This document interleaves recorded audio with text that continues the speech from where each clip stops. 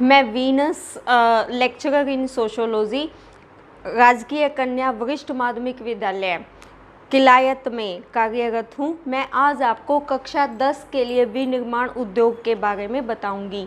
इस चैप्टर का हम डिस्कशन करेंगे। ठीक है, हम अपने आसपास देखते हैं कि लकड़ी से कागज़ बनाया जाता है। हमने सुना भी है कि लकड़ी से कागज़ बनता है, लौह इस्पात से लौह अयस्क बनता है, एल्यूमिनियम बॉक्साइट से निकलता है, कपड़ा कपास से बनता है, कपास से रेशा बनता है, रेशे से धागा बनता है और धागे से फिर कपड़ा बनता है। हम ये चीज़ें अपने आसपास देखते हैं। वैसे तो भारत एक कृषि प्रधान देश है, हम सब जानते हैं, क्योंकि हमारी 70% जनसंख्या पूरी तरह से कृषि पर डिपेंड करती है। लेकिन कृषि भी उद्योग द्वितीयक क्षेत्र जिसे कहा जाता है, जिसको हम पिछली वीडियो में पहले डिस्कस कर चुके हैं। द्वितीयक क्षेत्र यानी कि उद्योग वो कृषि पर पूरी तरह से निर्भर होते हैं। हम ये नहीं कह सकते कि कृषि और उद्योग एक दूसरे के बिना रह सकते हैं, मतलब कृषि और उद्योग एक दूसरे के पूरक हैं। ठीक है, कृषि पर उद्योग जो है वो पूरी तरह से कृषि पर डिपेंड करते हैं और कृषि भी कहीं ना कहीं उद्योगों पे डिपेंड करती है। ठीक है, जैसे देखो कपड़ा कैसे बनता है, कपास से रेशा बनता है, रेशे से धागा और धागे से फिर कपड़ा। इसमें जो लोग लगे होते हैं वो जो व्यक्ति इस कार्य में लगे हुए होते हैं, उद्योगों में काम करते हैं, वो विनिर्माण उद्योग कहा जाता है। उसको क्या कहा जाता है? विनिर्माण उद्योग। यानी कि कच्चे पदार्थ को मूल्यवान उत्पाद में परिवर्तित कर अधिक मात्रा में वस्तुओं का उत्पादन विनिर्माण कहलाता है।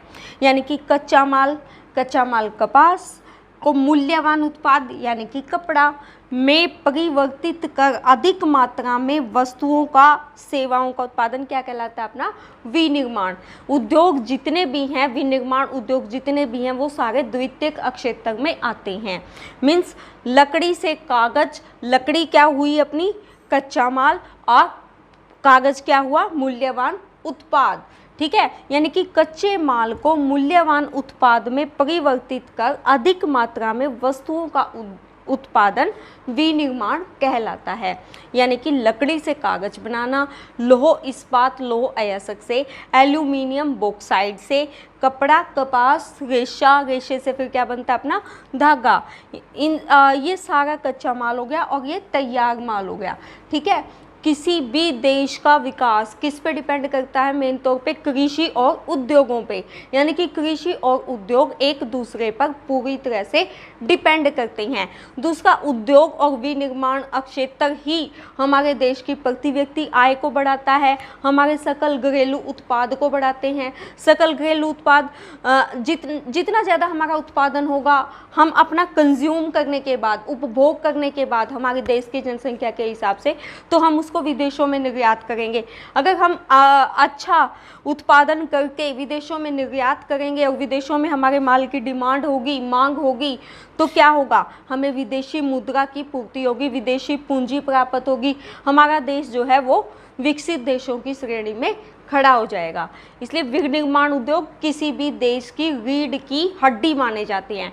विनिर्माण उद्योग किसी भी देश की रीढ़ की हड्डी माने जाते हैं। अब कोई पिछड़ा हुआ इलाका है, अगर वहाँ पे उद्योग स्थापित कर दिए जाए तो सबसे पहली बात क्या होगा? वहाँ पर उद्योग स्थापित करने से वहाँ के लोगों को रोज़गार मिलेगा, बेरोजगारी कम होगी, उनका जीवन स्तर ऊंचा उठेगा।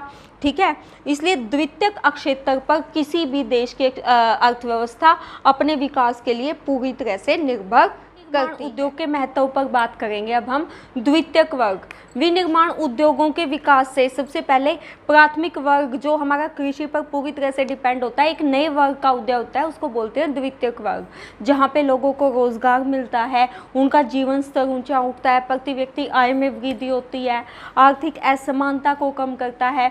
विनिर्माण उद्योग मेन तौर पे हम यही कह सकते हैं कि किसी भी देश के विकास की रीढ़ की हड्डी है। नेक्स्ट पॉइंट है हमारा आर्थिक उन्नति। किसी भी देश की आर्थिक उन्नति पूरी तरह से विनिर्माण उद्योगों पर निर्भर करती है। बेरोजगार जनसंख्या को रोजगार देने का एक ही तरीका है कि ज़्यादा से ज़्यादा मात्रा में उद्योग स्थापित किए जाएं। वो उद्योग जितने स्थापित होंगे उतना ही कच्चा माल लगेगा। कच्चे माल में, परिवहन में और उसके बाद उद्योगों में काम करने वाले लोगों में बेरोजगारी खत्म होगी मीन्स हमारी, यानी कि आर्थिक उन्नति को बल मिलेगा। ठीक है, विनिर्माण के महत्व में हम मेन तौर पे कुछ पॉइंट्स करेंगे। पहला है आर्थिक विकास की रीढ़। मैं पहले भी बता चुकी हूँ, एक नए वर्ग का उदय होता है विनिर्माण उद्योगों से, जिसे द्वितीयक वर्ग का नाम दिया गया है, जो आर्थिक किसी भी देश की आर्थिक उन्नति की रीढ़ की हड्डी माना गया है। यानी कि आर्थिक विकास को बढ़ावा किससे मिलता है? विनिर्माण से और उद्योगों से। यानी कि आर्थिक विकास, अर्थव्यवस्था का विकास, प्रति व्यक्ति आय का बढ़ना, जीवन स्तर का ऊंचा उठना, ठीक है, एजुकेशन में वृद्धि, स्वास्थ्य सेवाओं में वृद्धि, ये सारा आर्थिक विकास के अंतर्गत आता है। नेक्स्ट है हमारा बेरोजगारी व गरीबी का उन्मूलन। अब देखो, किसी ऐसे क्षेत्र में उद्योग स्थापित हो जाते हैं जहां पर लोगों के पास कोई भी रोजगार नहीं है, तो इससे एक तो बेरोजगारी कम होगी और दूसरा गरीबी का स्तर जो है वो कम होगा। लोग अपनी आय कमा सकेंगे, लोग आय उत्पादन के द्वारा अपनी आय को बढ़ा सकेंगे। आय बढ़ेगी तो जीवन स्तर में वृद्धि होगी। नेक्स्ट पॉइंट है हमारा अक्षेत्रीय असमानता को कम करना। अक्षेत्रीय असमानता को कम कैसे किया जा सकता है? उद्योगों के द्वारा।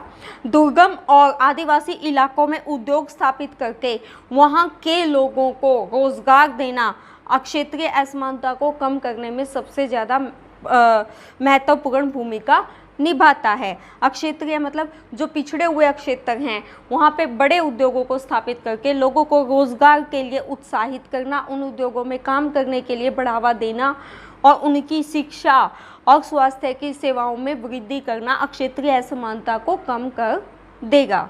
नेक्स्ट है हमारा वाणिज्य व्यापार को बढ़ावा। वाणिज्य व्यापार को बढ़ावा कैसे मिलेगा? देखो, जितना उद्योगों में उत्पादन होगा, हम अपने देश में जितना उत्पादन होगा उसका उपभोग करने के बाद जो बच जाएगा, जो उत्पादन बचेगा उसका विदेशों में निर्यात करेंगे। तो निर्यात करने से क्या होगा? दूसरे देशों के साथ संबंध अच्छे होंगे, वाणिज्य और व्यापार को बढ़ोतरी होगी और विदेशी मुद्रा की हमें प्राप्ति होगी। विदेशी मुद्रा की प्राप्ति से हमारे देश की आर्थिक उन्नति सबल होगी। ठीक है, इससे मतलब विनिर्माण उद्योग अपनी जगह पूरा महत्व रखते हैं। ये पूरी तरह से प्राथमिक उद्योगों पर डिपेंड करते हैं। ठीक है, अब टायर बनते हैं, रबड़ उद्योग हैं, एल्यूमिनियम उद्योग हैं, लौह अयस्क के उद्योग हैं। ये सब उद्योग विनिर्माण के द्वारा मतलब जनसंख्या को उनकी प्रति व्यक्ति आय बढ़ाने में मदद करते हैं, अक्षेत्रीय असमानता को कम करते हैं, वाणिज्य और व्यापार को बढ़ावा देते हैं। ठीक है, आर्थिक विकास की ये रीढ़ की हड्डी माने जाते हैं। इसलिए विनिर्माण उद्योग क्या हुआ हमारा? कच्चे माल को मूल्यवान उत्पाद में परिवर्तित करना क्या कहलाया? विनिर्माण उद्योग के प्रकार पर डिस्कशन करेंगे। आज हमने विनिर्माण उद्योग क्या है इसके बारे में जाना और विनिर्माण उद्योगों के महत्व के बारे में जाना कि देश की अर्थव्यवस्था को ये कैसे बढ़ावा देते हैं। कल हम विनिर्माण उद्योगों के प्रकार के बारे में डिस्कशन करेंगे। धन्यवाद।